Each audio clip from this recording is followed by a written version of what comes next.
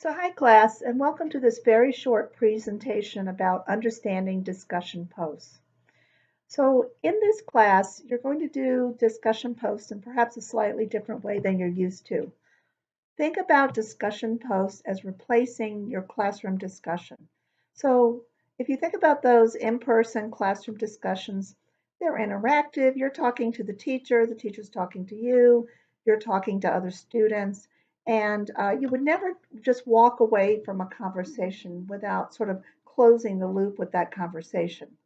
So let's get started, and you can see with this first week's discussion post how to do it and how it will be graded. First of all, as I've said to you, the modules are posted by Sunday. By Monday, I'm going to have the discussion posts up for you to consider. Don't do those right away because a discussion post should be a culmination of your learnings. You're going to do the other work in the module, the readings and the activities and the assignments, and then you're going to post. So Monday to Saturday or Sunday, you're working on the modular assignments and readings. No later than Sunday, however, and you can do it earlier if you complete the work earlier. Post your response to the discussion board questions. Don't post it as an attachment. Post it right in the window. So what I encourage students to do is actually to type it up in a Word document and save it, but then copy and paste it into the window so you have a backup there. No later than Sunday, you're also going to reply to one or more colleagues. Now, the, the, the response post is the post that you respond to the questions. That should be substantive and meaningful. And you need to either draw on your own experiences or the textbook, but it should be well written, grammatically free of errors, and no spelling errors, but also demonstrate that you've read the material and that you've applied the learning. The reaction to a colleague post is meant to be more than just saying good job.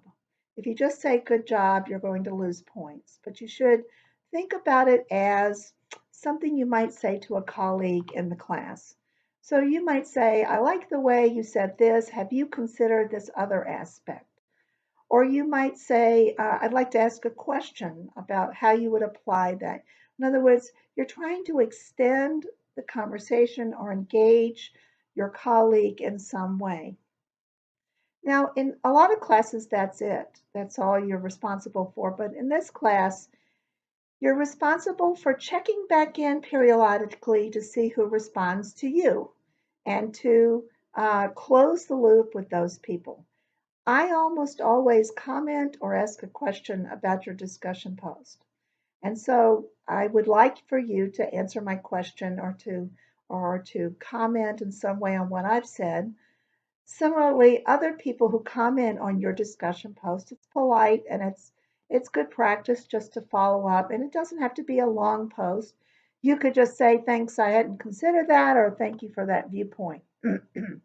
This is due by Monday night. If you don't do that, you will lose points.